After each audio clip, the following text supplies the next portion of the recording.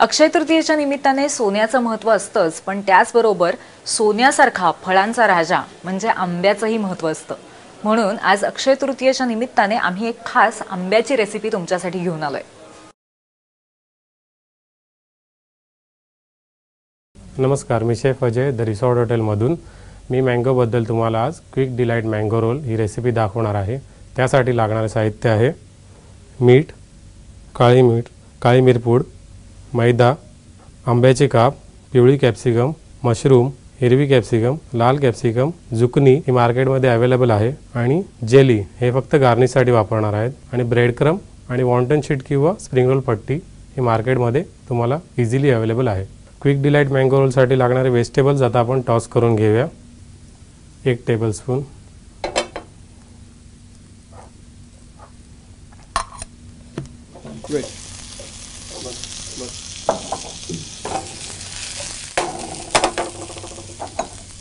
पिवळी शिमला मिरची, हिरवी शिमला मिरची, लाल शिमला मिरची, येलो जुकनी,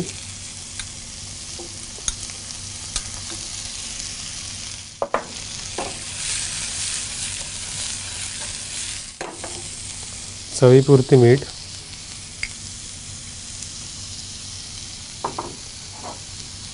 काळी मिरी पावडर चवीनुसार आणि सर्वात शेवटी आंब्याचे काप।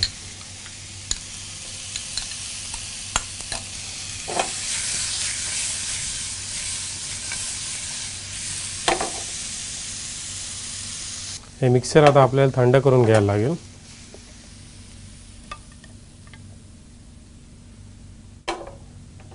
आता आपण रोल बनवून घेऊया। रोल बनवण्यासाठी आपल्याला मैद्याचं मिश्रण बनवायला लागेल। त्यासाठी थोडा मैदा आणि थोडं पाणी याचे मिश्रण बनवून घ्या। आता आपण तिथपर्यंत स्प्रिंग रोल बांधून घेऊया। क्विक डिलाइट मँगो रोलसाठी वॉन्टन शीट किंवा स्प्रिंग रोल शीट मार्केटमध्ये अवेलेबल असतात। हे एक घेऊया आपण आणि टॉस केलेले व्हेजिटेबल्स त्यामध्ये मँगो सुद्धा आहे हे मधल्या भागात असे ठेवून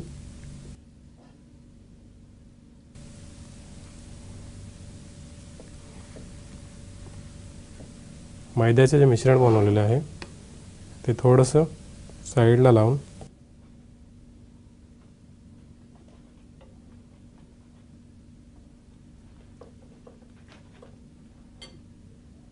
हे असे रोल करून घ्या।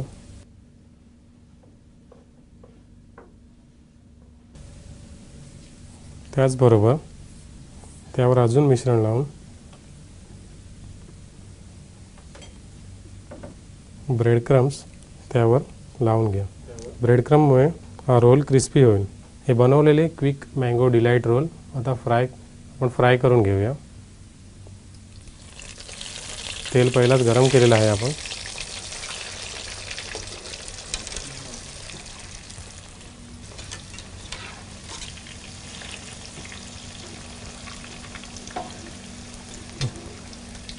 हे रोल कमीत कमी 2 ते 3 मिनिटं तुम्हाला तेलामध्ये फ्राय करावे लागतील। त्यामुळे स्प्रिंग रोल शीट आणि ब्रेड क्रम सुद्धा चांगले क्रिस्पी होऊन जाईल। हे मँगो डिलाइट रोल आता तयार झालेले आहेत। हे मी आता तेलातून काढत आहे। हे तयार झालेले रोल आता एका आपण प्लेटमध्ये काढून गार्निश करून सर्व करूया आणि क्विक डिलाइट रोल रेडी आहे।